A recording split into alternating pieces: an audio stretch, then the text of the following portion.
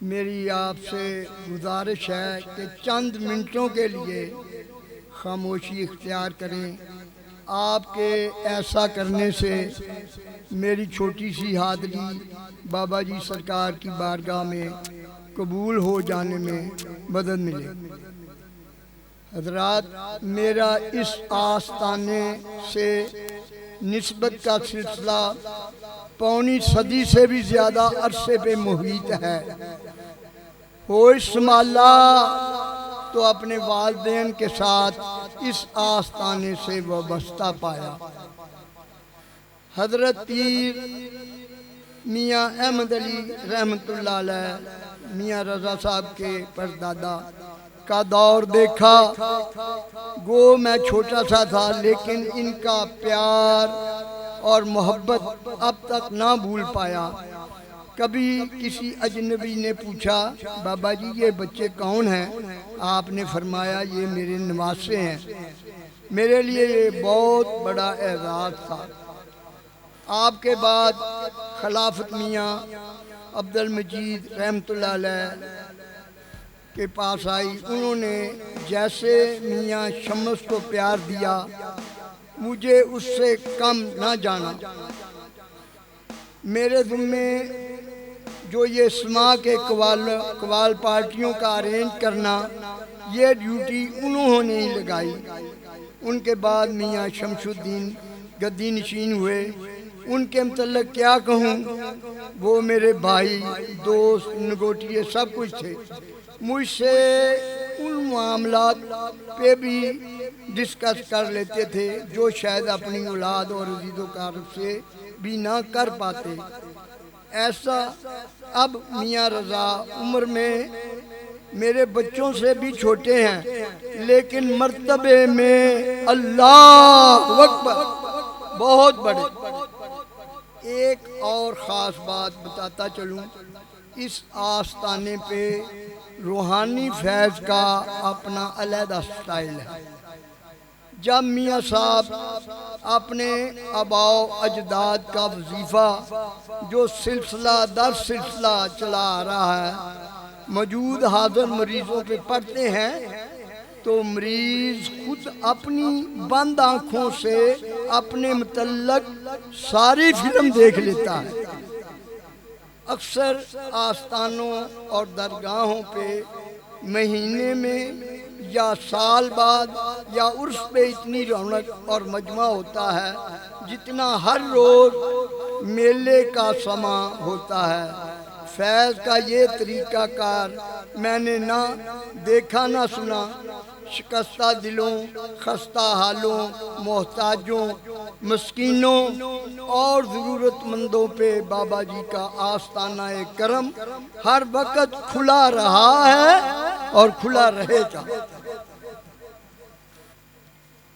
آج ہم حضور کے 369ویں سالانہ عرس پہ حاضری کے لیے اکٹھے ہوئے ہیں۔ ہماری خوش قسمتی ہے کہ ہم کسی دنیاوی حاکم کے دربار میں نہیں، بلکہ اعلیٰ حضرت صاحب طریقت، گنجینہ معرفت، کامل شریعت، منبع فیض گنجور، حضور پر نور حضرت شاہ گدا ابو تراب المعروف حضرت شاہ گدا رحمۃ اللہ علیہ کی بارگاہ میں آئے ہیں، جن کا نام نامی اسم گرامی شاہ گدا ہے، یعنی شاہ ہمارے ہیں اور گدا مصطفیٰ کے۔ مدینے کے گدا دیکھے زمانے کے امام مقصد، مدینے کے گدا دیکھے زمانے کے امام مقصد، بدل دیتے ہیں تقدیر محمد کے غلام مقصد۔ آپ شہنشاہ ہمایوں کے دور میں شیراز سے گجرات کاٹھیا وار تشریف لے گئے اور حضرت خواجہ وجیہ الدین گجراتی گوالیاری کی خدمت اقصد میں حاضر ہو کر بیعت کی۔ آپ کے مرشد کامل کا سلسلہ سید عبدالقادر جیلانی رضی اللہ تعالیٰ عنہ سے جا ملتا ہے، اس لیے قادری کہتے ہیں۔ آپ کا اپنا نسب نامہ امام عالی مقام حضرت امام حسین علیہ السلام سے ملتا ہے، اس لیے حسینی کہتے ہیں۔ چونکہ آپ شیراز کے رہنے والے تھے اس لیے شیرازی کہتے ہیں۔ آپ ایک عرصہ مرشد کامل کی خدمت میں رہے اور ان کی نظر عنایت سے سرفراز ہو کر لاہور تشریف لائے۔ یہاں رشد و ہدایت کا سلسلہ جاری کیا جو اب تک جاری ہے۔ دنیاوی حاکم جب اقتدار سے ہٹتے ہیں تو ان کا نام ہمیشہ ہمیشہ کے لیے ختم ہو جاتا ہے، لیکن رسول عربی کے یہ سچے اور پکے غلام ہمیشہ ہمیشہ زندہ رہتے ہیں، بلکہ ان کے پردہ کرنے کے بعد لوگ ان کے مزارات پر غلامانہ انداز میں، مجنونانہ انداز میں حاضری کے لیے آتے ہیں۔ مرنے والے مرتے ہیں لیکن فنا ہوتے نہیں، مرنے والے مرتے ہیں لیکن فنا ہوتے نہیں، یہ حقیقت میں کبھی ہم سے جدا ہوتے نہیں۔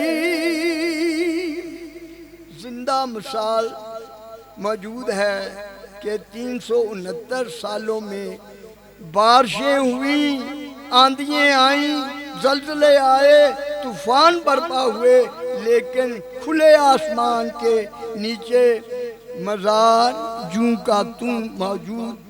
منکرین اولیاء کرام کے لیے پیغام ہدایت ہے۔ اسی غلام تنا دے باہو قبر جنا دی جیوے ہو۔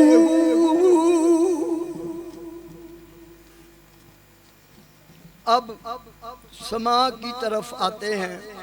سما حضور خواجہ غریب نواز معین الدین چشتی اجمیری رحمت اللہ علیہ کی سنت ہے۔ آپ نے سما سے تبلیغ اسلام کا وہ کام لیا جو کہ بڑے بڑے علماء اور مبلغ بھی نہ کر پاتے۔ حضرت نظام الدین اولیاء محبوب الہی کا فرمان ہے، جیسے عملوں کا دار و مدار نیتوں پہ ہوتا ہے، بعین ہی سما کا بھی یہی معاملہ ہے۔ اگر سما سے قلب میں عشق خداوندی، عشق رسول اور اولیاء کرام کی محبت کا گداز پیدا ہو اور شریعت کے کاموں میں کوئی خلل پیدا نہ ہو تو حلال ہے۔ اس کے برعکس اگر لذت نفس کا حصول ہے تو حرام۔ خواجہ صاحب کی سنت ادا کرنے کے لیے شباز حسین، فیاض حسین قوال تیار بیٹھے ہیں۔ پہلے تو میں ان کا تہہ دل سے مشکور ہوں کہ اس مادی دور میں انہوں نے میری ایک ٹیلی فون کال پہ مجھے عزت بخشی۔ ان کا نسبتی واسطہ ہے، یہ عالی سرکار کی پارٹی کے نام سے جانے پہچانے جاتے ہیں۔ اپنے نام کے ساتھ بدوم علی شریف لکھتے ہیں۔ تجھ سے ہے در، در سے ہے سگ، سگ سے ہے نسبت مجھ کو۔ آخر میں بتاتا چلوں اس آستانے پہ تقریباً ہر بڑے قوال نے حاضری دی، ایون کے قوالوں کے وزیر اعظم جب پہلی مرتبہ مبارک علی نصرت فتح علی خان کے ٹائٹل سے حاضری دی، تب دربار شریف کے باہر بہت بڑا پنڈال سجایا گیا، سٹیج بنائی گئی۔ دوسری دفعہ نصرت فتح علی مجاہد مبارک علی کے نام سے حاضری کی۔ مجھے کہا کہ باؤ جی میں سرکار کے قدموں میں حاضری کروں گا، باہر پنڈال لگانے کی کوئی ضرورت نہیں۔ آخری مرتبہ جب حاضری کے لیے آئے، اس وقت ساری دنیا میں نصرت ہو رہی تھی، تب بھی قدموں میں حاضری کی۔ پنڈال بہت بڑا ہونا ضروری نہیں ہے، قبولیت ضروری ہے۔ انہی ہستیوں کی وجہ سے اللہ تعالیٰ نے انہیں اتنا عروج بخشا کہ اب بھی نصرت ہی کو گایا جا رہا ہے۔ بات جو میری بنی ہے سب یہ تیری بات ہے، ورنہ اس منگتے کی کیا حقیقت اور کیا اوقات ہے۔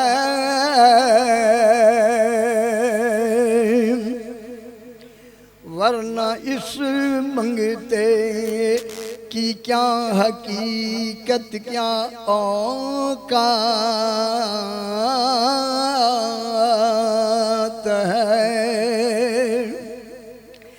اج تیرے بوئے تے ساگیاں نے عرضاں سناؤن تینوں سب آئے نے، انہاں ساریاں دے کم تو سوار دے، پنج تن دا واسطہ یا شاہ گدا، انہاں سب دے کم تو سوار دے، پنج تن دا واسطہ، چاتی کروں ماندی میرے بلے مار دے، پنج تن دا واسطہ۔ بہت بہت شکریہ جناب۔